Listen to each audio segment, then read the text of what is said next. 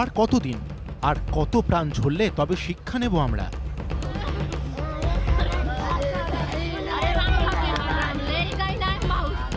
কোন পথে পাকিস্তানকে শায়েস্তা করা হবে?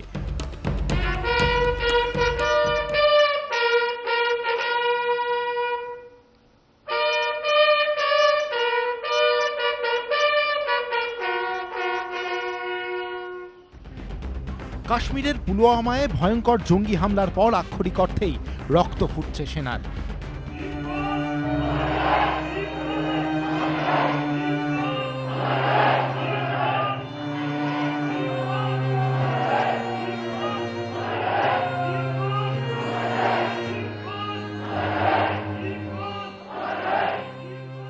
যারা পায়ে হেঁটে বাড়ি থেকে বেরিয়েছিলেন, আজ তারা এভাবেই কফিনবন্দি হয়ে ফিরলেন।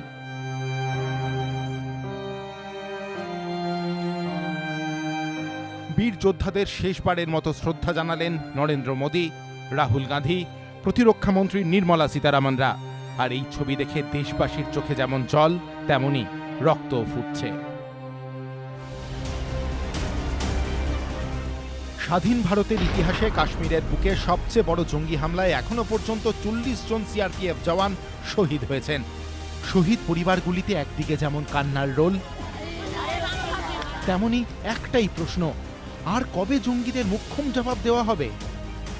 पूरा सहयोग दे। वो जो है जैसे हमारा लड़का जो है शहीद हो गया, हमको वो लड़का उसको भी मुंह तोड़ जवाब देना चाहिए, मुंह तोड़ जवाब देना चाहिए पाकिस्तान को। आत्मघाती हमला, सर्जिकल स्ट्राइक दोबारा 4 बार 5 बार फिर से करवाएं। अब भारत को जो है, भारत पूरे देश को जो है, जितने सैनिक है सबको छोड़ दे जो है पाकिस्तान पे, उनको जो है कड़ी से कड़ी सजा दें जो हमारे देश के जवान जो हैं। हम लोग भी तैयार हैं उसके लिए। দেশ জুড়ে শুধুই ধিক্কার আর বদলা নেওয়ার দাবি। বাঁধ ভেঙেছে ধৈর্যে।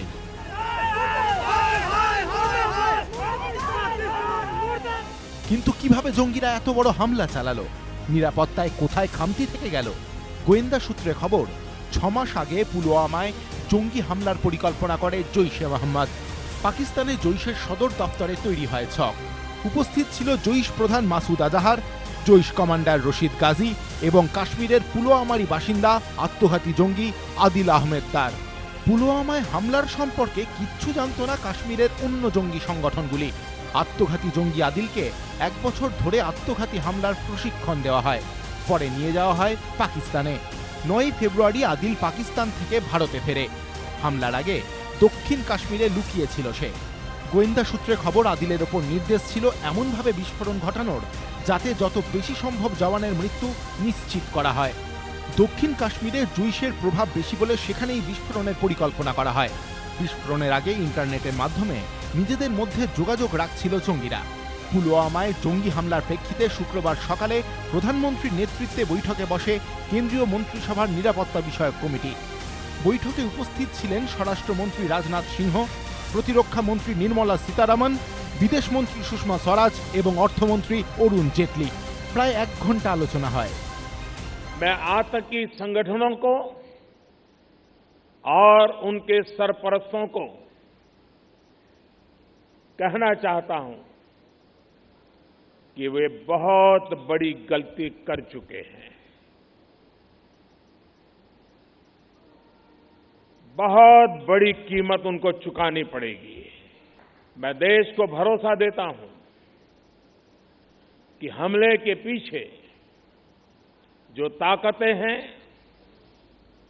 इस हमले के पीछे जो भी गुनहगार हैं, उन्हें उनके किए की सजा अवश्य मिलेगी। কিন্তু প্রশ্ন হলো, জঙ্গিদের শিক্ষা দেওয়া হবে কি করে? এটা তো প্রথম নয়। দিল্লিতে সরকার এসেছে, সরকার গেছে। কেউ চড়া সুরে কথা বলেছে, কেউ বন্ধুত্বের বার্তা দেওয়ার চেষ্টা করেছে, কিন্তু জঙ্গি হামলা বন্ধ হয়েছে কই? সেনার রক্তঝরা বন্ধ হচ্ছে কোথায়? কখনো পাঠানকোট, কখনো গুরুদাসপুর, কখনো পাম্পোর, কখনো উড়ি।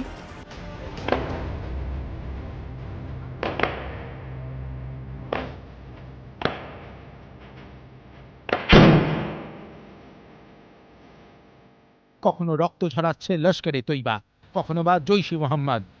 পাক মদতপুষ্ট জঙ্গি সংগঠন জৈশের প্রতিষ্ঠাতা মৌলানা মাসুদ আজহার। 2000 সালে জঙ্গি সংগঠন তৈরি করে সে। জৈশের গোয়েন্দা প্রধান এবং সিনিয়র কমান্ডার আব্দুল রউফ আসগার। দক্ষিণ কাশ্মীরের দরিদ্র পরিবারের ছেলেদের ফুসলিয়ে দলে টানার চেষ্টা করে জৈশ। এছাড়াও পাকিস্তানের ভাওয়ালপুর, মুলতান, রহিমিয়ার খান এলাকা থেকেও জঙ্গি রিক্রুট করে মাসুদ আজহার। গোয়েন্দা সূত্রে খবর, জৈশের সক্রিয় জঙ্গির সংখ্যা প্রায় 2000। এর মধ্যে নাকি প্রায় 300 জন প্রশিক্ষিত আত্মঘাতী জঙ্গি। সংসদে হানায় মৃত্যুদণ্ডপ্রাপ্ত আফজল গুরুর নামে আফজল গুরু স্কোয়াড তৈরি করেছে জৈশ।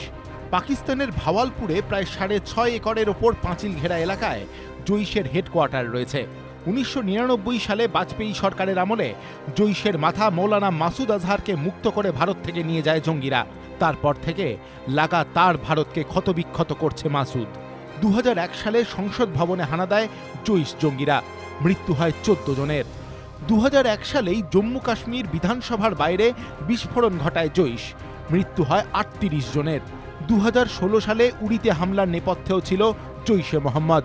মৃত্যু হয় 19 জনের। 2016 পাঠানকোটে হামলার নেপথ্যেও ছিল এই Masud Azhari.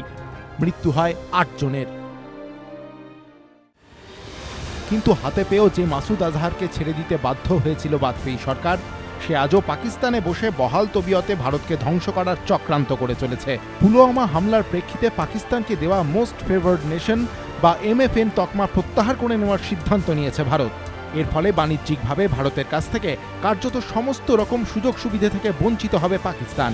World trade organisation বা WTOর সদস্য দেশগুলির মধ্যে আন্তর্জাতিক বাণিজ্যের ক্ষেত্রে কোনো দেশ অন্য কোনো দেশকে এই MFN স্ট্যাটাস দিতে পারে। MFN তকমাপ্রাপ্ত দেশকে বৈদেশিক বাণিজ্যে ছাড়, অতিরিক্ত কিছু সুবিধা, শুল্ক হ্রাস ইত্যাদি সুযোগ সুবিধা দিতে হয়। তবে ভারত পাকিস্তানকে মোস্ট ফেভার্ড নেশনের তকমা দিলেও পাকিস্তান কিন্তু কোনোদিনই তা ভারতকে দেয়নি। উড়িতে জঙ্গি হানার পরও পাকিস্তানকে দেওয়া এই বিশেষ তকমা প্রত্যাহার করেনি মোদী সরকার, কিন্তু এবার করল। जो मोस्ट फेवर्ड नेशन का दर्जा पाकिस्तान को दिया गया था, उसको वापस लेने का निर्णय आज सरकार ने किया है। নয়াদিল্লিতে নিযুক্ত পাক হাইকমিশনার সোহেল মেহমুদকে ডেকে কড়া প্রতিবাদও জানিয়েছে বিদেশ মন্ত্রক। ইসলামাবাদে নিযুক্ত ভারতীয় হাইকমিশনারকে দেশে ডেকে পাঠানো হচ্ছে। কিন্তু প্রশ্ন হচ্ছে, কূটনৈতিক স্তরেই গুটি কয়েক সিদ্ধান্ত কি আদৌ যথেষ্ট পাকিস্তানকে শায়েস্তা করার জন্য, নাকি কূটনীতির পাশাপাশি সামরিক কৌশলও অত্যন্ত জরুরি? পুলওয়ামা হামলার পর কি করতে পারে ভারত? প্রতিরক্ষা বিশেষজ্ঞরা বলছেন, পাকিস্তানে ঢুকে আরও একটা সার্জিক্যাল স্ট্রাইক করতে পারে ভারত। কিন্তু ইতিমধ্যেই একবার সার্জিক্যাল স্ট্রাইক করা হয়েছে, তাই এক্ষেত্রে দ্বিতীয়বার তা করাটা ঝুঁকিপূর্ণ। সীমান্তে পাক সেনার ওপর জোরদার হামলা চালাতে পারে ভারতীয় সেনা, কিন্তু এক্ষেত্রে যুদ্ধ বাধার আশঙ্কা রয়েছে। পাকিস্তানে থাকা জৈশ ও লস্করের মতো জঙ্গি সংগঠনগুলির মাথাদের ওপর হামলা চালানো যেতে পারে, কিন্তু তার জন্য পাকিস্তানের অভ্যন্তরে ভারতীয় গোয়েন্দা সংস্থাগুলির দক্ষ এজেন্ট থাকাটা অত্যন্ত জরুরি। सुरक्षा बलों को लिए आगे की कार्रवाई तय करने के लिए समय क्या हो, स्थान क्या हो, स्वरूप क्या हो, वो सारे फैसले करने के लिए इजाजत दे दी गई है। প্রথাগত যুদ্ধটা অবশ্য is less likely, but this type of shadow war will continue. প্রক্সিদের সঙ্গে প্রক্সি দিয়ে লড়ানো সেটা তো বহুদিন ধরে চলছে। আপনি বারবার করে একটা জিনিস বলেন যে একটা থার্ড এজেন্সির প্রয়োজন। না, আমি ঠিক তা বলছি না। আমি বলছি ওপারে গিয়ে এরকম শহীদ হতে পারে গাড়ি নিয়ে, সেরকম একটা এজেন্সি দরকার। সেটা সরকারি এজেন্সি হতে পারে না। সেটা কে এজেন্সি সেটাও আমি বলতে পারছি না। তবে এভাবে আশা করি একটু চিন্তাভাবনা করা দরকার। প্রথম স্ট্র্যাটেজি হচ্ছে এইটার জবাব দেওয়া দরকার, পাল্টা মার দরকার। পাল্টা মারটা কোথায়, কিভাবে, কে, কখন করবে সেটা নিশ্চয়ই এখন চিন্তাভাবনা হচ্ছে। যখন প্রধানমন্ত্রী প্রকাশ্যে বলেছেন যে কি তুমি বদলা কিমত চুকানা পড়েগা, তো কিমত চুকাতে হবে।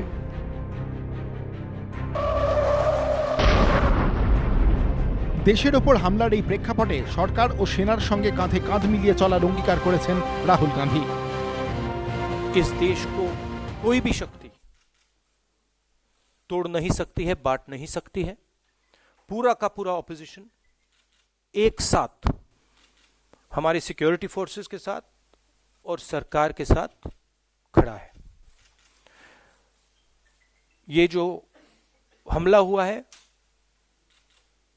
ये हिंदुस्तान की आत्मा पर हमला हुआ है। हमारे जो सबसे जरूरी लोग हैं सिक्योरिटी फोर्सेस के, उनके खिलाफ हुआ है और हम उनके साथ खड़े हैं।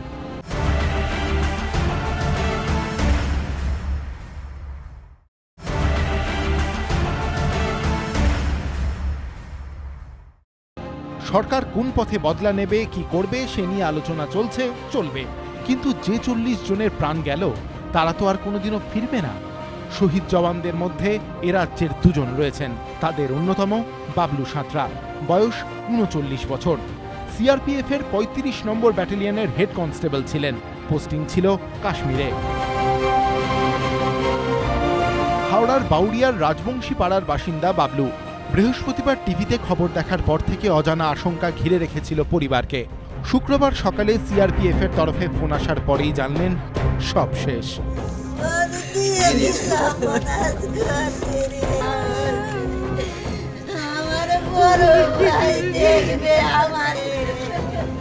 ভাই ছোট্ট থেকে ভলিবল খেলতো, 7-এ মনে হয় পরে, তখন বাবা মারা গেল। আমাদের কারবার ছিল, সেই কারবার চালিয়ে দিনের বেলায় কারবার করতো, রাত্রে পড়াশোনা করে আবার তারই মধ্যে কখন চাকরির ইন্টারভিউ দিয়ে চাকরি পেয়ে গেছে, আমরা বুঝতেই পারিনি। এটাই প্রথম চাকরি। একসময় মাছ বিক্রি করে সংসার চালানো বাবলু 1999 সালে কলেজে পড়ার সময় সিআরপিএফ এর চাকরি পান। প্রথম পোস্টিং হয়েছিল এই জম্মু কাশ্মীরেই, তারপর ত্রিপুরা, সেখান থেকে বিশাখাপত্তনম, এরপর একটা দীর্ঘ সময় লালগড়ে কর্তব্যরত ছিলেন। সেখান থেকে প্রশিক্ষণের জন্য যান হিমাচল প্রদেশে। সেখান থেকেই নতুন পোস্টিং শ্রীনগরে যাচ্ছিলেন বাবলু।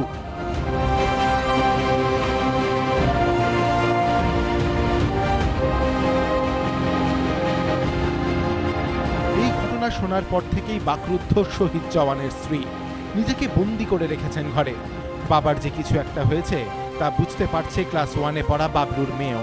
বুধবার বাড়িতে শেষবারের মতো ফোন করে এই মেয়েকেই স্কুলের গাড়ি থেকে নামিয়ে নিতে বলেছিলেন মাকে।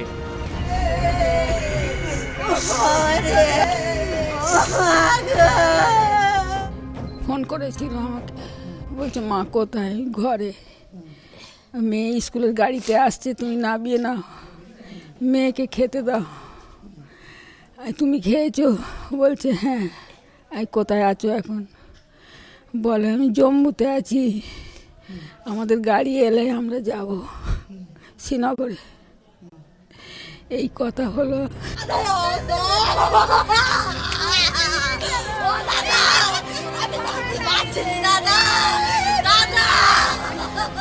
শহীদ জওয়ানের আরেকজন হলেন সুদীপ বিশ্বাস, বয়স 27 বছর। সিআরপিএফ এর 98 নম্বর ব্যাটালিয়নে কনস্টেবল ছিলেন সুদীপ। পোস্টিং ছিল কাশ্মীরে। 4 বছর আগে সিআরপিএফ এ যোগ দিয়েছিলেন নদিয়ার তেহট্টের হাঁসপুকুরিয়া গ্রামের বাসিন্দা সুদীপ।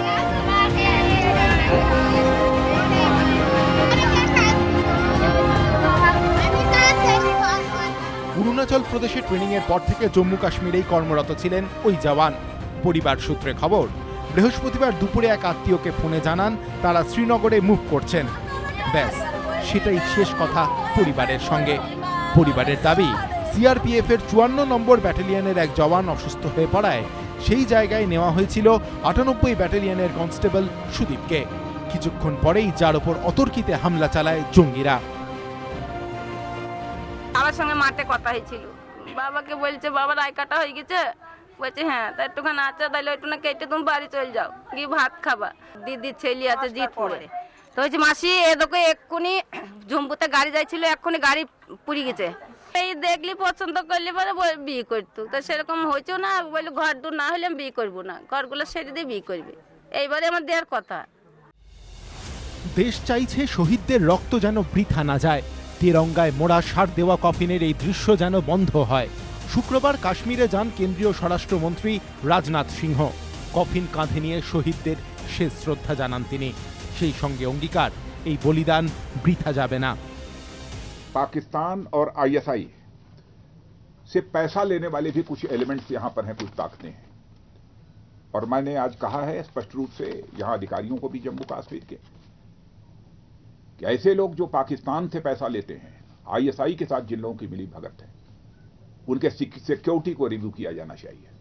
और मैं पूरे देश की जनता से भी अपील करना चाहता हूं कि इस समय बहुत सारे ऐसे भी एलिमेंट्स हैं जो कम्युनल हार्मनी को तोड़ने की अपनी तरफ से कोशिश करेंगे।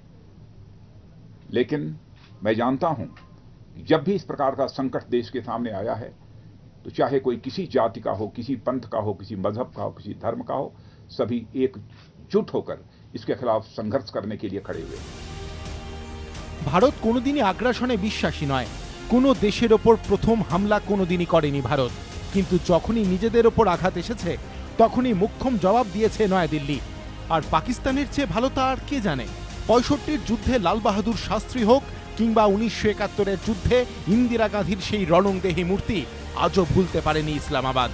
আমেরিকার রক্তচক্ষু উপেক্ষা করে চিরতরে পূর্ব পাকিস্তানকে পাকিস্তান থেকে বিচ্ছিন্ন করে দিয়ে স্বাধীন বাংলাদেশের জন্ম দিয়েছিলেন প্রিয়দর্শিনী ইন্দিরা। আজ যখন ফের একবার ভারত আক্রান্ত, তখন ফিরে দেখা সেই দুই যুদ্ধে ভারতীয় সেনার বীরগাথা। দেশ জুড়ে এখন একটাই দাবি, পাকিস্তানকে যোগ্য জবাব দিতে হবে। এই রকম একটা সংবেদনশীল প্রেক্ষাপটে অনেকে নরেন্দ্র মোদীকে মনে করিয়ে দিচ্ছেন ইন্দিরা গান্ধীর কথা, যিনি 71-এর যুদ্ধে পাকিস্তানকে কার্যত চুরমার করে দিয়েছিলেন। আজ ঘণ্টাখানেকের এই সফরে আপনাদের দেখাবো সেই অধ্যায়। চোখ রাখবো ইতিহাসের পাতায়। आप मुझसे क्या चाहती है? मैं चाहती हूँ हमारी आर्मी ईस्ट पाकिस्तान में दाखिल हो। आप इसका मतलब जानती है? इट्स वॉर, जंग। जंग हो तो हो, मुझे इसकी परवाह नहीं है। I don't mind if it is war. তারিখটা 1971-এর 25শে এপ্রিল। এক উচ্চ পর্যায়ের বৈঠকে তৎকালীন প্রধানমন্ত্রী ইন্দিরা গান্ধী ভারতীয় সেনাপ্রধানকে বলেন, পাকিস্তানকে শিক্ষা দেওয়ার জন্য যুদ্ধে যেতে হলে তাই করতে হবে। তিনি কোনো কিছুর পরোয়া করেন না। ইন্দিরা গান্ধীকে এটা বলতে হয়েছিল কারণ অধুনা বাংলাদেশ বা তৎকালীন পূর্ব পাকিস্তানে সে সময় এমন ঘটনা ঘটছিল যার সরাসরি প্রভাব পড়ছিল ভারতের ওপর।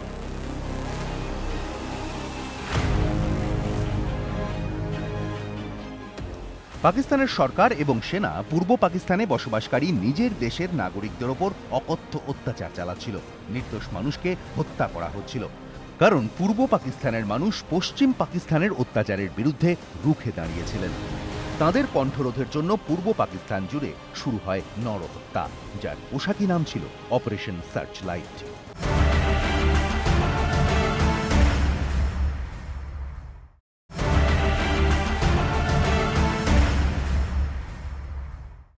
শোনা যায় পশ্চিম পাকিস্তানের সরকার ও সেনার অত্যাচারে মৃত্যু হয়েছিল 3 লক্ষ মানুষের, যদিও অনেকে আবার বলেন নিহতের সঠিক সংখ্যা আরও বেশি।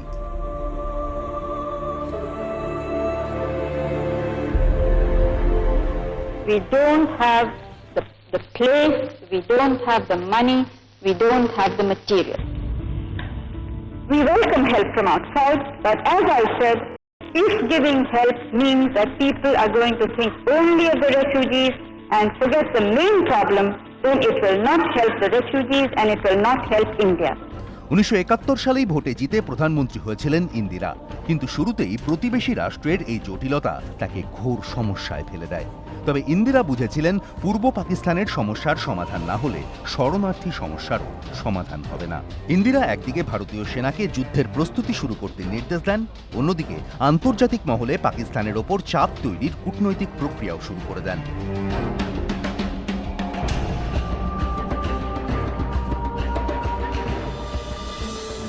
मिस्टर किसिंजर, आपको प्रेसिडेंट निक्सन को ये समझाना होगा कि पाकिस्तान पर लगाम लगाने के लिए उन्हें कोई न कोई कदम उठाना ही होगा। पूर्वी पाकिस्तान में जो हालात हैं वो अब बर्दाश्त से बाहर होते जा रहे हैं। ऐसे में भारत के लिए बहुत मुश्किल होता जा रहा है कि हम चुपचाप रहकर सब देखते रहें। पूर्वी पाकिस्तान में जो हो रहा है उसे रोकना होगा। मुझे लगता है यूनाइटेड स्टेट्स को इसके लिए कुछ करना चाहिए। But I cannot give you any assurance on this. अगर यही रुख रहा तो मुझे वो करना पड़ेगा जो मैं करना नहीं चाहती। And what do you intend to do? अगर अमेरिका की सरकार और अमेरिका के राष्ट्रपति हालात को काबू में नहीं ला सकते तो मुझे इनसे कहना पड़ेगा कुछ करने के लिए। তৎকালীন সেনাপ্রধান স্যাম মানেকশর সামনেই ইন্দিরা আমেরিকার জাতীয় নিরাপত্তা উপদেষ্টা হেনরি কিসিঞ্জারকে স্পষ্ট জানিয়ে দেন, আমেরিকা যদি পাকিস্তানকে না আটকায় তাহলে ভারতই পদক্ষেপ নিতে বাধ্য হবে।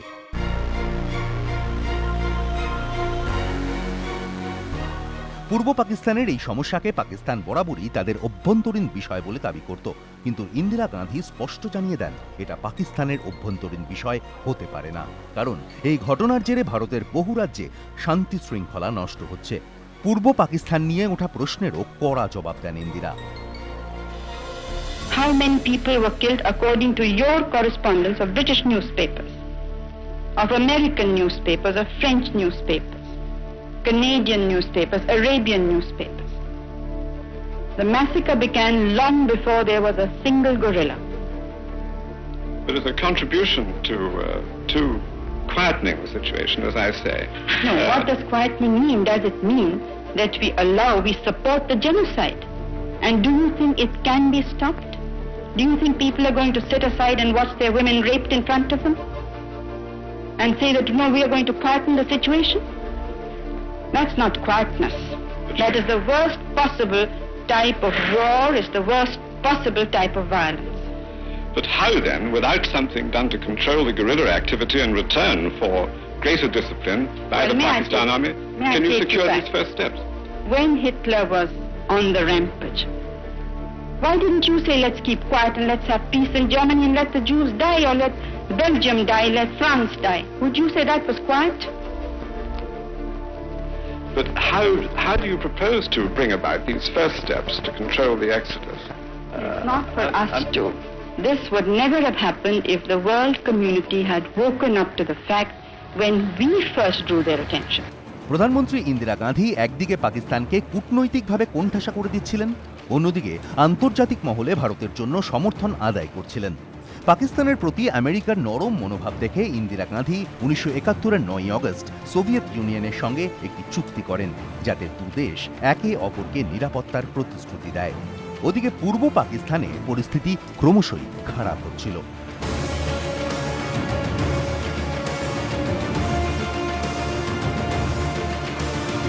Police, paramilitary force, east Bengal regiment এবং ইস্ট পাকিস্তান রাইফেলসের বাঙালি জওয়ানরা পাক সেনাবাহিনীর বিরুদ্ধে বিদ্রোহের পথে হেঁটে নিজেদের স্বাধীন ঘোষণা করেন। সাহায্যের আশায় তারা তাকিয়েছিলেন ভারতের দিকে। একদিন জেনারেল জেকব আমাদের পরিদর্শন করতে এলেন, ভিজিট করতে এলেন, আমাদের ব্রিগেড হেডকোয়ার্টার্সে এলেন। আমার ব্রিগেড কমান্ডার তখন ছিলেন ব্রিগেডিয়ার তিওয়ারি। তো যখন পরিদর্শন করছিলেন এবং ব্রিগেড কমান্ডারের সঙ্গে কথা বলছিলেন, আমি তখন ওখানে দাঁড়িয়েছিলাম। ব্রিগেড মেজর ছিলাম, এর অর্থ যে আমি খুব ভালোভাবে স্টাফ কলেজে পাশ করে এসেছি। উনি পরিদর্শন করতে করতে আমার নেম প্লেট বললেন, রয় চৌধুরী। আমি বললাম, yes sir. You are Bengali? I said, yes. Do you speak Bengali? I said, yes. Next day, my posting order came. Next day, সকাল বেলা। তো আমার ব্রিগেড কমান্ডার এসে বললেন যে, তুমি বাঙালি? আমি বললাম, হ্যাঁ স্যার। তো তুমি যাও ফোর্ট উইলিয়ামে। মুক্তিবাহিনী দাঁড় করানো হচ্ছিল। যত বাঙালি অফিসার ছিল সবাইকে ঝেঁটিয়ে, যে যেখানে ছিল এইসব জায়গায় ঝেঁটিয়ে একসঙ্গে করে ওখানে রাখা হলো। তার মধ্যেও আবার অনেক কমেডি আছে, যেরকম আমাদের যিনি সিনিয়র অফিসার ছিলেন মেজর জেনারেল VK গুপ্তা, ভালো অফিসার, আমাকে বলছেন, দেখ তো मैं बोल रहा हूँ मैं बंगाली नहीं हूँ, मेरे को खींच के ले आए यहाँ गुप्ता है तो गुप्तो। অন্যদিকে চীন ও আমেরিকার বড়া ভয়ে পাকিস্তান লাগাতার ভারতকে উস্কানি দিয়ে যাচ্ছিল। নভেম্বরের শেষ সপ্তাহে পাক বায়ুসেনার বিমান বারবার ভারতীয় সীমার মধ্যে ঢুকতে শুরু করে। ভারতের তরফে পাকিস্তানকে কড়া হুঁশিয়ারি দেওয়া হয়, কিন্তু তারপরও আচরণ বদল তো দূরের কথা, উল্টে পাক প্রেসিডেন্ট ইয়াহিয়া খান 10 দিনের মধ্যে যুদ্ধের হুমকি দেন। তারা ভাবতেও পারেননি যে ভারতীয় সেনা তার অনেক আগে থেকেই প্রস্তুতি শুরু করে দিয়েছে। 1971 সালের 3রা ডিসেম্বর পাকিস্তানের যুদ্ধবিমান ভারতের কয়েকটি শহরে বোমা বর্ষণ শুরু করে। ইন্দিরা গান্ধী সে সময় কলকাতায়।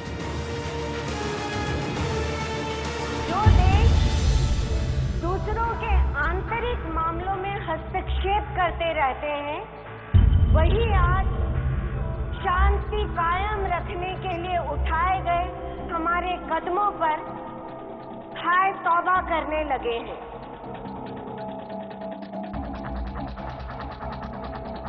भारत शांति का पक्षधर है, लेकिन अगर हम पर जबरदस्ती युद्ध थोपा गया तो हम लड़ने के लिए तैयार हैं।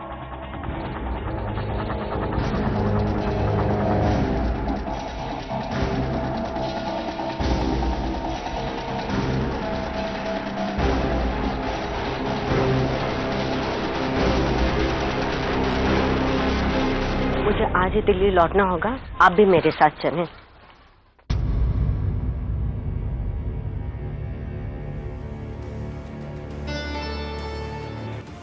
নির্ধারিত কর্মসূচি স্থগিত রেখেই কলকাতা থেকে দিল্লি ফেরার সিদ্ধান্ত নেন ইন্দিরা।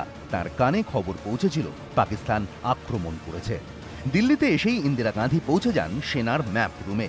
আলোচনায় বসেন সেনা প্রধানদের সঙ্গে। ঘড়ির কাঁটা তখন রাত 11টা পেরিয়েছে। সেনা প্রধানদের সঙ্গে আলোচনার পর ইন্দিরা মন্ত্রিসভার জরুরি বৈঠক ডাকেন। তারপর বিরোধী দলের নেতাদের পুরো পরিস্থিতি বোঝান। তারপর গভীর রাতে অল ইন্ডিয়া রেডিওর মাধ্যমে দেশবাসীর উদ্দেশ্যে ভাষণ দেন इंदिरा गांधी। कुछ ही घंटे पहले पाकिस्तानी हवाई जहाजों ने हमारे अमृतसर, पठानकोट, श्रीनगर, अवंतीपुर, उत्तरलाई, जोधपुर, अंबाला और आगरे के हवाई अड्डों पर बमबाजी की। मुझे जरा भी संदेह नहीं है कि विजयी भारत की जनता की, भारत की बहादुर सेना की होगी। এরপরই শুরু হয়ে যায় ভারত ও পাকিস্তানের মধ্যে তৃতীয় যুদ্ধ।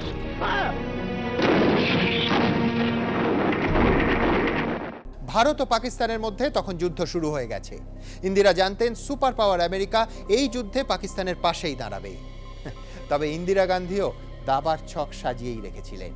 তাই যুদ্ধে জেতার আগেই বাংলাদেশকে স্বাধীন দেশ হিসেবে স্বীকৃতি দেওয়ার সিদ্ধান্ত নিয়ে ফেললেন তিনি।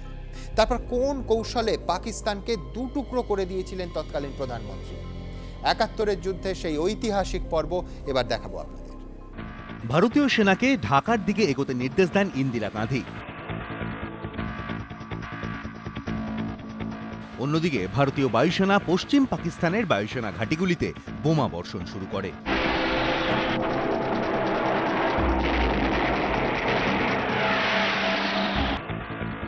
हम लड़ रहे हैं इस उसूल के लिए कि सब देशों को स्वतंत्र होने का अधिकार है, सब लोगों को अपनी आवाज उठाने का अधिकार है, अगर उन्हें मांगे ठीक मांगे हों। और हमें पूरा विश्वास है कि जब आजादी की आवाज उठती है, न्याय की आवाज उठती है, भाईचारे की आवाज उठती है, तो हमेशा उसी की विजय होती है। 4 ডিসেম্বর 83 জন জওয়ানকে নিয়ে ভারতের লুঙ্গেওয়ালা পোস্টের দায়িত্বে ছিলেন মেজর কুলদীপ সিংহ চাঁদপুরি। ক্যাপ্টেন ধরমবীর তাকে বলেন সীমান্ত পার থেকে একের পর এক ট্যাঙ্ক ভারতে ঢুকছে। এটা ছিল পাকিস্তানের ব্রিগেডিয়ার তারিক মীরের বাহিনী। কিন্তু এই 83 জনকে নিয়েই পাকিস্তানের বাহিনীকে রুখে দেন মেজর কুলদীপ সিংহ চাঁদপুরি। রাতে বায়ুসেনা তাকে সাহায্য করতে পারেনি। সকাল হতেই ভারতীয় বায়ুসেনার হান্টার যুদ্ধবিমান হামলা শুরু করে। বোমা বর্ষণ করে পাকিস্তানের একের পর এক ট্যাঙ্ক উড়িয়ে দেয় তারা।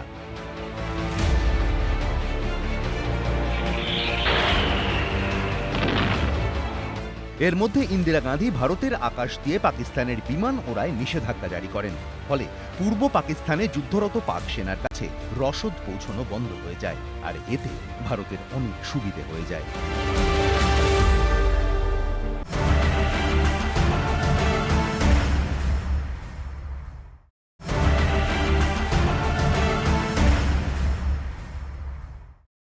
हम समझते हैं कि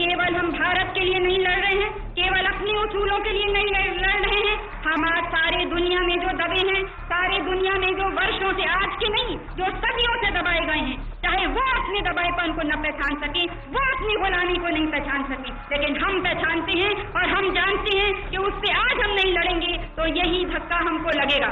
ভারতের 3 বাহিনী ততদিনে পাকিস্তানকে ঘিরে ফেলেছে। 3রা ডিসেম্বরের হামলার জবাব ভারত দিতে শুরু করে অপারেশন ট্রাইডেন্টের মাধ্যমে।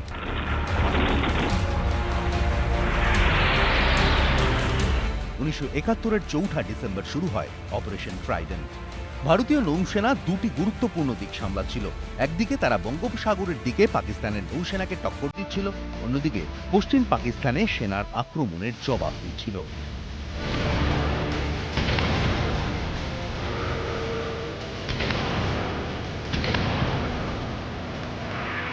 5ই ডিসেম্বর করাচি বন্দরে লাগাতার বোমা বর্ষণ করে পাক সেনার সদর দপ্তর উড়িয়ে দেয় ভারত। বেশ কয়েকদিন ধরে সেই আগুন জ্বলতে থাকে। ভারতের হাতে ছিল যুদ্ধবিমান বহনকারী জাহাজ আইএনএস বিক্রান্ত।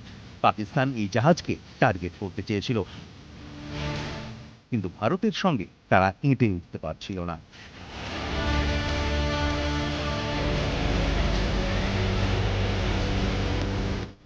জবাব দিতে জলে নামে পাকিস্তানের রণতরী পিএনএস গাজী, কিন্তু বিশাখাপট্টনমের কাছে ভারতের যুদ্ধজাহাজ আইএনএস রাজপুত পাকিস্তানের এই রণতরীকে ধ্বংস করে দেয়।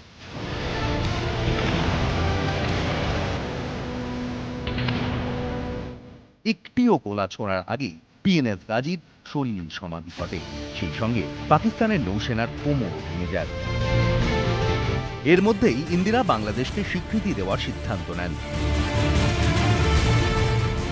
जब पाकिस्तान ने भारत के विरुद्ध युद्ध छेड़ ही दिया है, तो अब हमारी हिचकिचाहट भी अपना महत्व खो चुकी है। मुझे सदन को ये बताते हुए बेहद खुशी हो रही है कि भारत सरकार ने वर्तमान स्थिति और बांग्लादेश की सरकार के लगातार अनुरोध पर बहुत सावधानी पूर्वक विचार करके गण प्रजातंत्रीय बांग्लादेश को मान्यता देने का निश्चय किया है। ইন্দিরার এই ঘোষণার অর্থ ছিল বাংলাদেশ আর পাকিস্তানের অংশ হিসেবে নয়, স্বাধীন দেশ হিসেবে পরিচিতি পাবে। যুদ্ধে জেতার আগেই ভারত এই সিদ্ধান্ত নেয়, যাতে যুদ্ধবিরতি হলে বাংলাদেশের বিষয়টি রাষ্ট্রপুঞ্জে ঝুলে না থাকে। যুদ্ধে পাকিস্তান ক্রমশই কোণঠাসা হয়ে পড়ছিল। শেষমেশ তারা আমেরিকার কাছে সাহায্যের আর্জি জানায়। আমেরিকা পাকিস্তানকে সাহায্যের জন্য তাদের নৌসেনার সবচেয়ে শক্তিশালী 7ম বহর পাঠায়। 8ই ডিসেম্বর এই খবর পায় ভারত, কিন্তু ততদিনে সোভিয়েত ইউনিয়নের সঙ্গে ইন্দিরা গান্ধী সন্ধি সেরে ফেলেছেন। তাই ভারতকে সাহায্যের জন্য সোভিয়েত ইউনিয়নও প্রশান্ত মহাসাগর থেকে তাদের 10th অপারেটিভ ব্যাটেল গ্রুপকে ভারত মহাসাগরে পাঠায়। এভাবে দুটি সুপার পাওয়ার দেশ পরোক্ষভাবে এই যুদ্ধে জড়িয়ে পড়ে।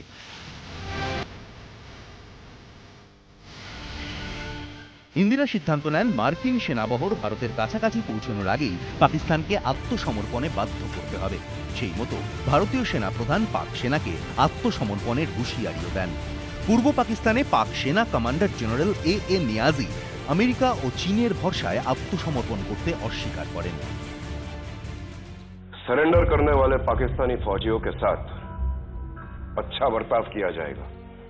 उनको पूरी सुरक्षा का भरोसा दिया जाना चाहिए। साथ ही ढाका के पाकिस्तानी शासकों को डराने के लिए भारतीय घेराबंदी को कड़ा किया जाएगा, ठीक वैसे ही जैसे शतरंज के खेल में घोड़ा किया करता है। सर, आगे आपकी क्या प्लान है?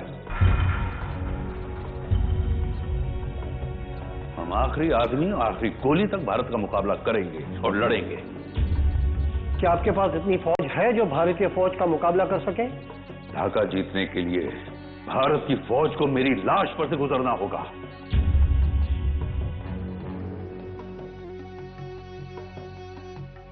उन्हें मेरी छाती के ऊपर से अपने टैंक गुजारने होंगे।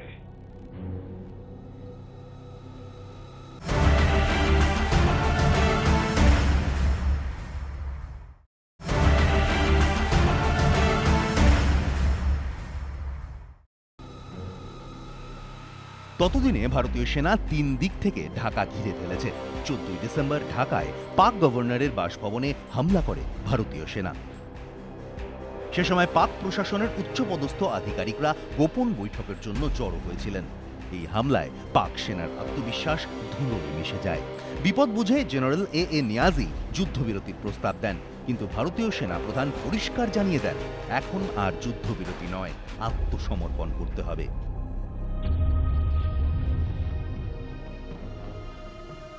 भारतीय सेना पाकिस्तानी सेनाओं के कमांडर से एक बार फिर आत्मसमर्पण के लिए कह रही है। इसके लिए हम 16 दिसंबर की सुबह 9 बजे तक बमबारी रोक रहे हैं। हम ये भरोसा दिलाते हैं कि अगर पाकिस्तानी सेना उस वक्त तक आत्मसमर्पण कर देती तो उनके साथ पूरी तरह मानवीय व्यवहार किया जाएगा। लेकिन अगर कमांडर नियाजी इस संदेश का पालन कर अपनी सेनाओं को हर जगह आत्मसमर्पण के लिए आदेश नहीं देंगे तो भारतीय सेना और अधिक ताकत से हमला कर देगी। এর মধ্যে মার্কিন বহর চট্টগ্রামে পৌঁছে যায়। আমেরিকার এই হস্তক্ষেপে ক্ষুব্ধ ইন্দিরা মার্কিন প্রেসিডেন্টকে একটি চিঠি লেখেন। डियर मिस्टर प्रेसिडेंट, अमेरिका और भारत के रिश्तों ने जो दुखद मोड़ लिया है वो काफी तकलीफ देह है।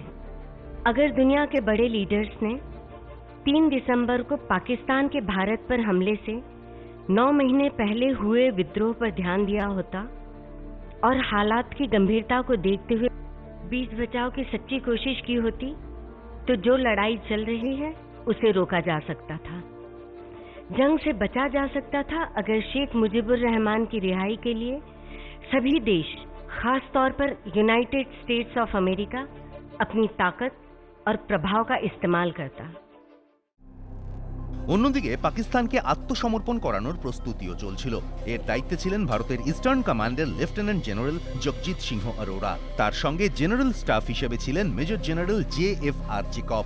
16 তারিখ সকালে জেনারেল মানেক শ মেজর জেনারেল JFR জেকবকে নির্দেশ দেন ঢাকায় গিয়ে আত্মসমর্পণের প্রক্রিয়া শুরু করতে। किसने कहा कि हम हथियार डाल रहे हैं? आप यहां सीज फायर कराने आए हैं। देखिए जनरल साहब, पिछले 3 दिनों से वायरलेस पे हम यही बातें कर रहे हैं। मेरे हिसाब से आपके लिए ये ऑफर बहुत अच्छे हैं, मान लीजिए इसे। अगर आप सरेंडर करते हैं तो आपके और आपके परिवार की सुरक्षा की जिम्मेदारी हमारी,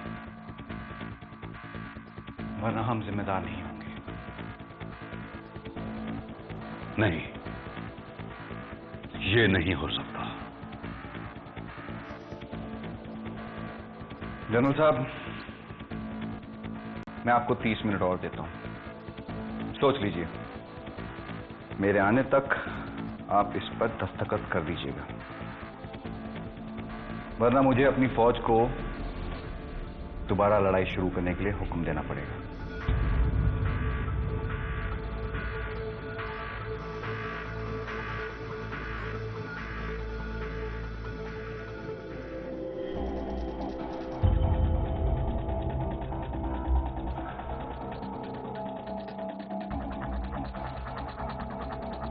तो क्या सोचा आपने? क्या आप सरेंडर करने के लिए तैयार हैं?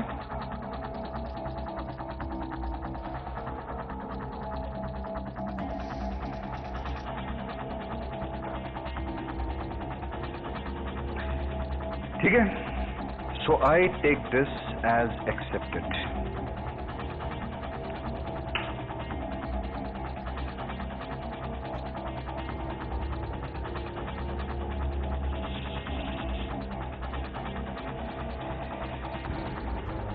General Niazi, surrender race course के मैदान में होगा, ध्यान रखिए।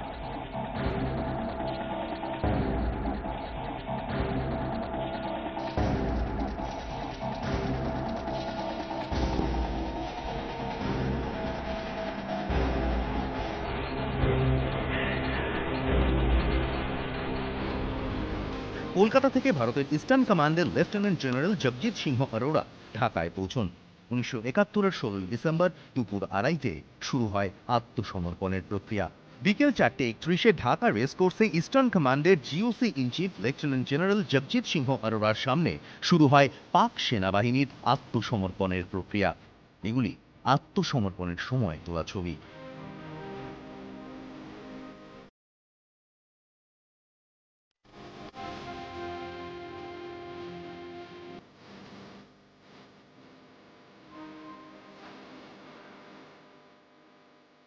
এভাবে 71-এর যুদ্ধে ভারতের সামনে চূর্ণ বিচূর্ণ হয়ে যায় পাকিস্তান।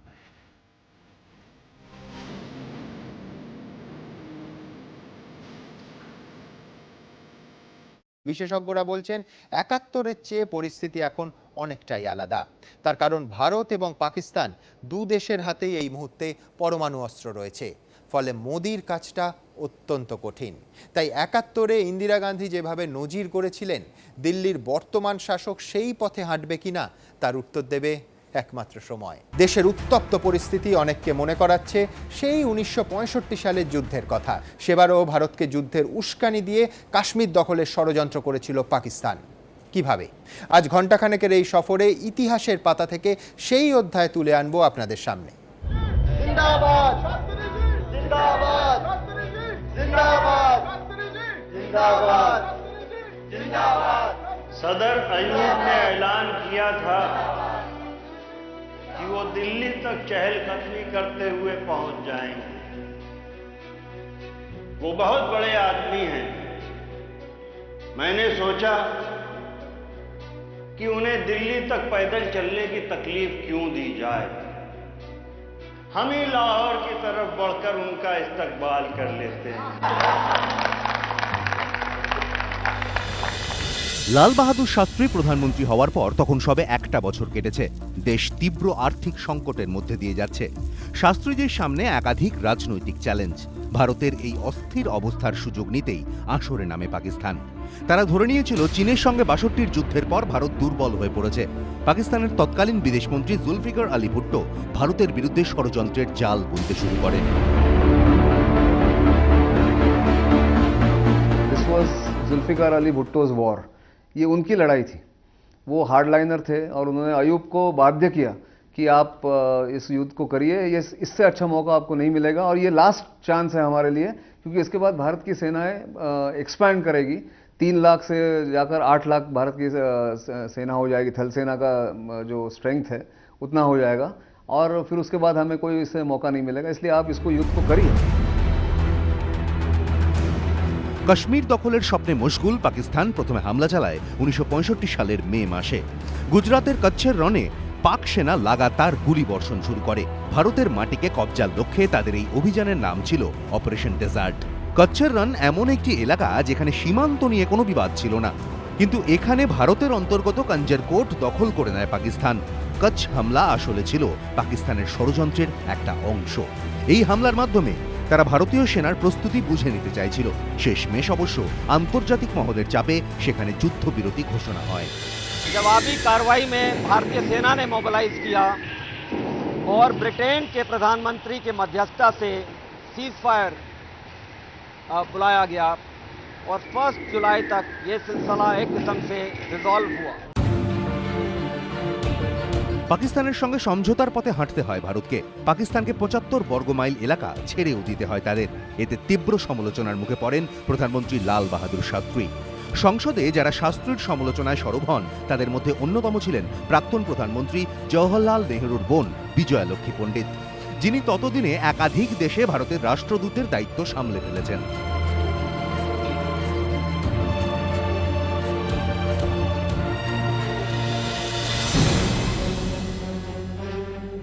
रण ऑफ कच्छ के मामले में पहले तो आप लोग फैसला लेने से कतराते हैं।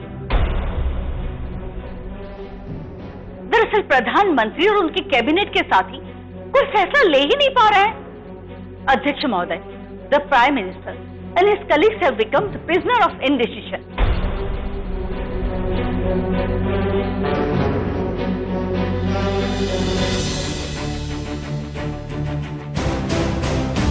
অন্যদিকে যুদ্ধবিরতির পরও পাকিস্তান আবার নতুন করে কাশ্মীর দখলের ছক কষতে শুরু করে। ভারতকে তারা ক্রমাগত উস্কানি দিতে থাকে। লাল বাহাদুর শাস্ত্রী যুদ্ধের পক্ষপাতী ছিলেন না, কিন্তু 5ই অগস্ট আস্তে আস্তে তিনি বুঝে যান যুদ্ধ ছাড়া আর কোনো গতি নেই। প্রধানমন্ত্রীর স্ত্রী ললিতা শাস্ত্রী সেদিন বাড়িতে পুজোর বন্দোবস্ত করেছিলেন।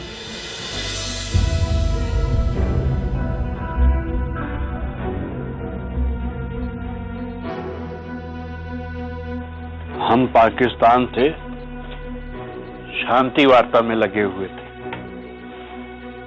और पाकिस्तान अपने मूली इलाके में घुसपैठ ही तैयार कर रहा था। अब मुझे अयूब खान की नीयत पे जरा भी शक नहीं है, वो हमसे लड़े बिना मानेंगे नहीं।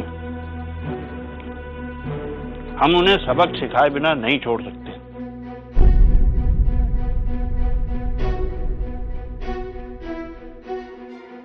1962 যুদ্ধের 3 বছরের মধ্যেই ভারতের আকাশে ফের যুদ্ধের মেঘ ঘনাতে শুরু করে। চীনের সঙ্গে যুদ্ধের ক্ষত তখনও টাটকা। পাকিস্তান সেই ক্ষতকেই খুঁচিয়ে ভারতকে রক্তাক্ত করতে চাইছিল। পাক প্রেসিডেন্ট আইয়ুব খান এবং বিদেশমন্ত্রী জুলফিকার আলী ভুট্টো ভেবেছিলেন চীনের সঙ্গে যুদ্ধের ধাক্কা ভারতীয় সেনারা সামলে উঠতে পারেনি, তাই কাশ্মীর দখলের এর থেকে ভালো সুযোগ আর পাওয়া যাবে না।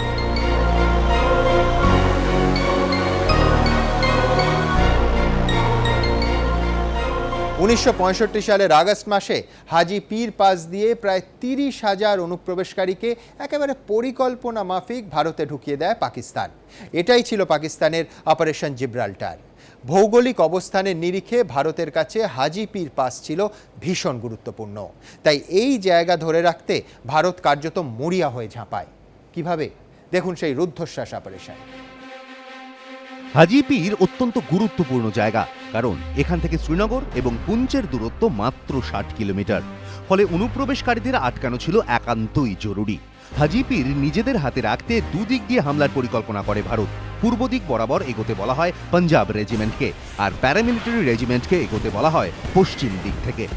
রাতের অন্ধকারে পাহাড় চড়তে শুরু করেন তারা। দিনের আলো ফুটতেই তারা আক্রমণ শুরু করেন। পাক অনুপ্রবেশকারীরা কিছু বুঝেই উঠতে পারেনি। 28 অগস্ট এখানে ওড়ে ভারতের পতাকা। মুখ থুবড়ে পড়ে পাকিস্তানের অপারেশন জিব্রাল্টার।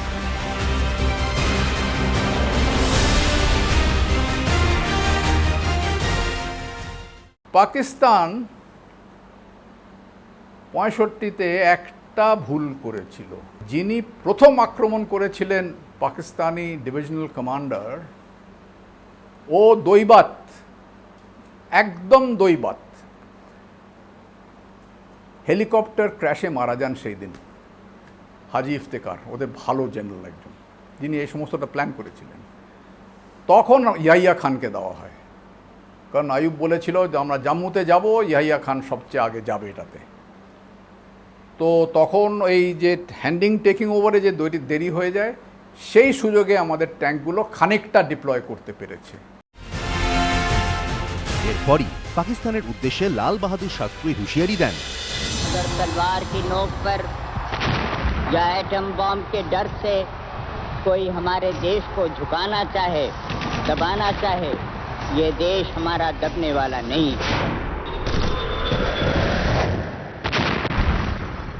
পাকিস্তানের তৎকালীন প্রেসিডেন্ট আইয়ুব খান আর বিদেশমন্ত্রী জুলফিকার আলী ভুট্টোর অবশ্য এরপরও শিক্ষা হয়নি।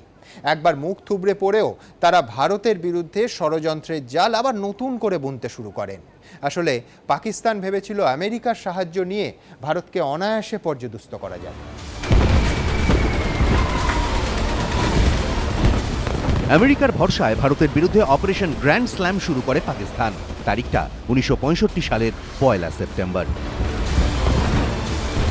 अख्तर हुसैन मलिक जो 12 डिवीजन के जीओसी थे पाकिस्तान के, उन्होंने ये कंसीव किया था प्लान को, इस प्लान को बनाया था कि छम जोरियां से एक बड़ा हमला करें टैंक्स को लेकर, आर्टिलरी को लेकर, जिसका टारगेट था या जिसका ऑब्जेक्टिव था कि अखनूर ब्रिज को कैप्चर किया जाए पहले, जिससे नौशेरा, पुंछ, राजौरी को कट ऑफ किया जाए और उसके बाद जम्मू की तरफ बढ़ा जाए आगे, जिससे कि पूरा कश्मीर भारत से अलग हो सकता है।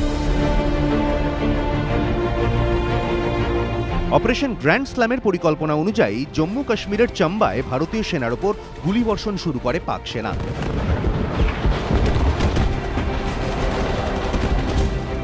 परचम का इम्पोर्टेंस यही था कि वो एक डोमिनेट करती है उस मतलब आपका जो मेन रूट है आगे जम्मू कश्मीर को, वहाँ से उसको आप एक बारी अंदर जाते हैं तो आप वो चिकन नेक के जरिए सप्लाई रूट को बंद कर सकते हैं।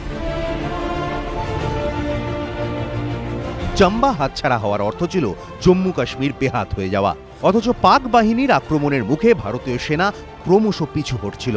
সেনা আধিকারিকরা বুঝতে পারছিলেন পাকিস্তানকে আটকাতে বায়ুসেনার সাহায্য প্রয়োজন।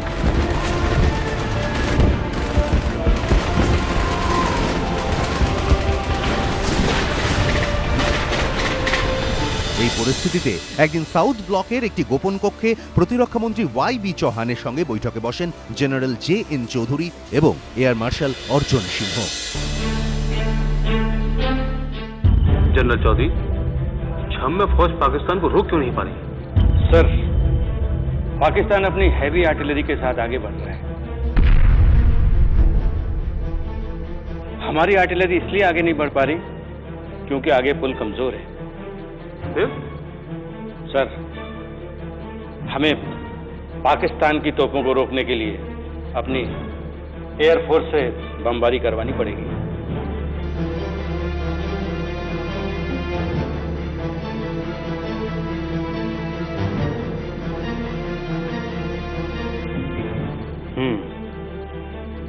तो क्या अर्जन सिंह जी एयरफोर्स के लिए तैयार है? एयरफोर्स इज रेडी सर, पर इसका मतलब है लड़ाई को आगे फैलाना, और इसका फैसला आप ही को लेना होगा।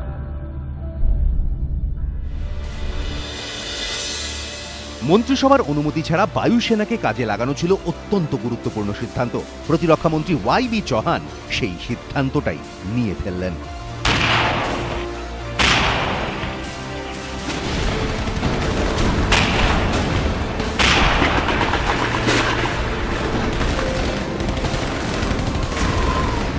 ये अटैक आया था छम सेक्टर में, तो जनरल चौधरी और एयर मार्शल अर्जन सिंह, तब एयर मार्शल अब marshal of the air force Arjan Singh, defence minister के पास गए तो उन्होंने कहा कि उनसे पूछा मार्शल अर्जन सिंह से कि कितना टाइम लगेगा एयरफोर्स को तैयार होने में। उन्होंने कहा आधा घंटा, और 1 घंटे के अंदर जो है उन्होंने ये बहुत पुराना जहाज होता था 1948 में जो जेट्स हिंदुस्तान में आए थे वैम्पायर्स, वो लॉन्च किए। বায়ুসেনা আসরে নামার ফলে ভারতীয় জওয়ানদের আত্মবিশ্বাস এক ধাক্কায় অনেকখানি বেড়ে যায়, তবে কিছুটা সময়ের জন্য। কারণ চাম্বা দখলে পাকিস্তান সমস্ত শক্তি প্রয়োগ করে। জম্মু কাশ্মীরে পরিস্থিতি ক্রমশ খারাপ হচ্ছিল। এর মধ্যে জেনারেল জে.এন. চৌধুরী একদিন রাতে প্রধানমন্ত্রী লাল বাহাদুর শাস্ত্রীর সঙ্গে দেখা করতে চান।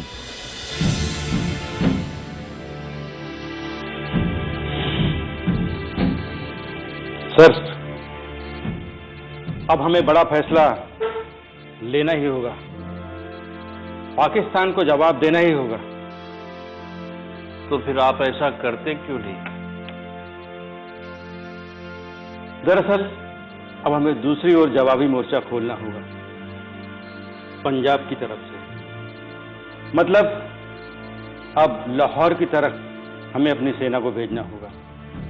ये एक अंतर्राष्ट्रीय सीमा है सर, इसे पार करना ही होगा। घुसपैठिए जहां से कश्मीर में आए थे वो भी एक अंतर्राष्ट्रीय सीमा है, आप सीमा पार कीजिए। सर, आप जानते हैं इसका मतलब क्या होगा? मैं जानता हूं इसका अर्थ क्या है, तभी मैं आपसे ये करने के लिए कह रहा हूं। आप सीमा पार कीजिए।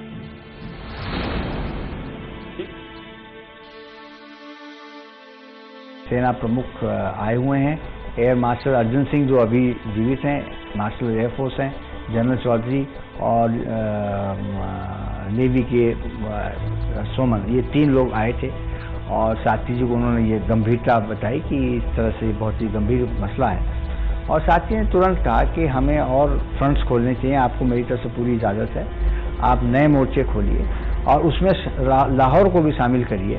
আন্তর্জাতিক মহলে বলা হতো লাল বাহাদুর শাস্ত্রী নাকি খুব দুর্বল প্রধানমন্ত্রী ছিলেন, সিদ্ধান্তহীনতায় ভুগতেন, কিন্তু ৬৫ যুদ্ধে তার একটি দৃঢ় সিদ্ধান্ত একেবারে ইতিহাসের মোড়ই ঘুরিয়ে দেয়।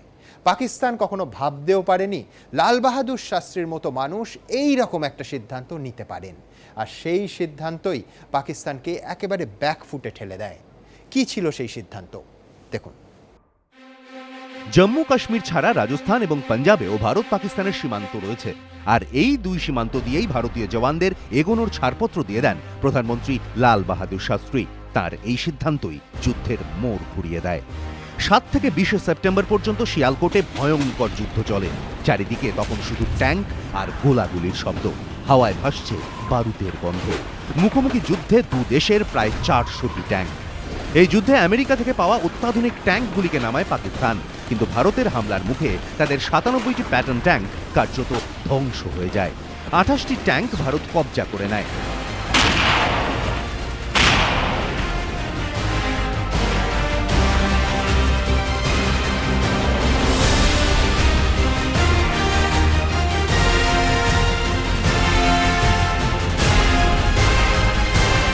ভারতীয় সেনা পাকিস্তানের সীমান্ত পার করে একেবারে লাহোরের কাছাকাছি পৌঁছে যায়।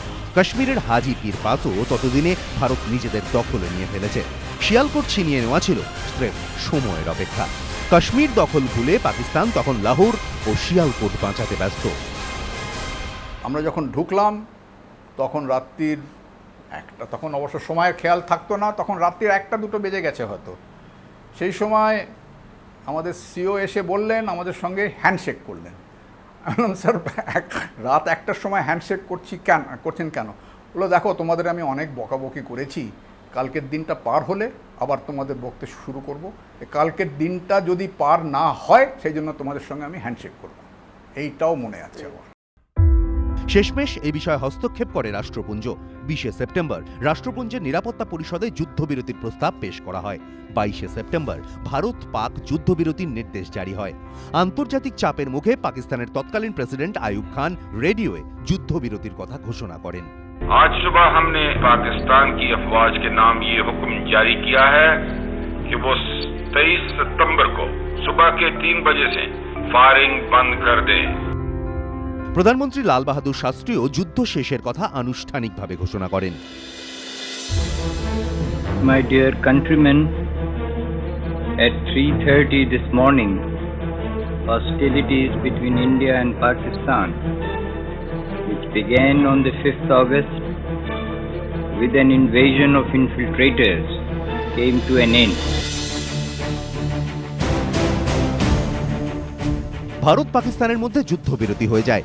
বায়ুসেনার হামলে থেকে বাঁচতে ব্ল্যাকআউট অর্থাৎ ঘরের আলো নিভিয়ে রাখার আর প্রয়োজন ছিল না। তবে পাকিস্তানের ৭১০ বর্গ কিলোমিটার অর্থাৎ দিল্লির অর্ধেক আয়তনের এলাকা তখনও ভারতের কবজায়। আর তার থেকেও বড় কথা, পাকিস্তানের সবচেয়ে বড় শহর লাহোর কবজা করতে ভারতের আর মাত্র কয়েক ঘন্টা লাগত। লাহোর পুরোপুরি দখল না করাটাও লাল বাহাদুর শাস্ত্রীর যথেষ্ট বড় সিদ্ধান্ত ছিল, যা নিয়ে আজও বিতর্ক রয়ে গিয়েছে। রাতারাতি লাল বাহাদুর শাস্ত্রীর ইমেজটাই বদলে যায়। তখন তিনি এমন একজন প্রধানমন্ত্রী যার কাছে সমস্ত সমস্যার সমাধান আছে। সে সময় শাস্ত্রী যেখানেই যেতেন কাতারে কাতারে মানুষ তাকে অভ্যর্থনা জানাতে হাজির হতো। सदर अयूब ने ऐलान किया था कि वो दिल्ली तक चहलकदमी करते हुए पहुंच जाएंगे। वो बहुत बड़े आदमी हैं। मैंने सोचा कि उन्हें दिल्ली तक पैदल चलने की तकलीफ क्यों दी जाए, हम ही लाहौर की तरफ बढ़कर उनका इस्तकबाल कर लेते हैं।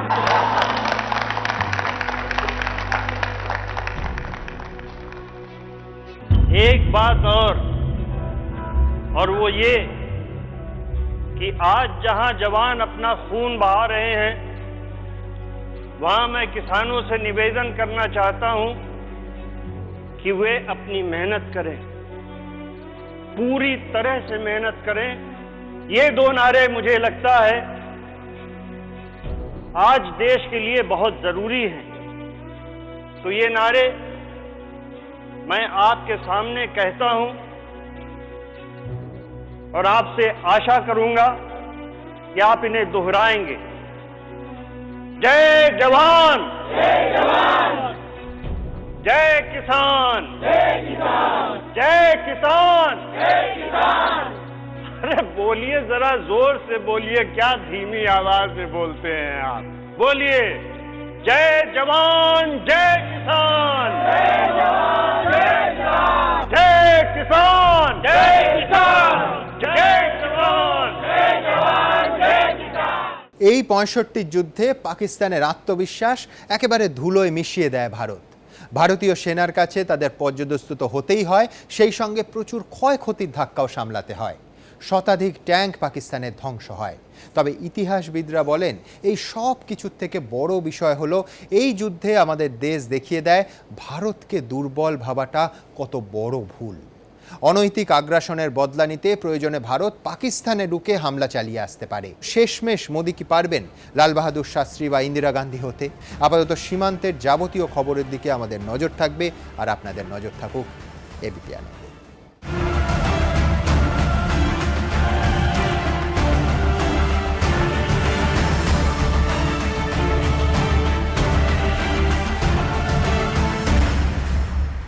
ঘণ্টাখানেক সঙ্গে সুমন নিবেদন করছে আধুনিক টিএমটি বার্স, ভরসা হমেশা। International institute of hotel management, Asia's largest hotel school chain.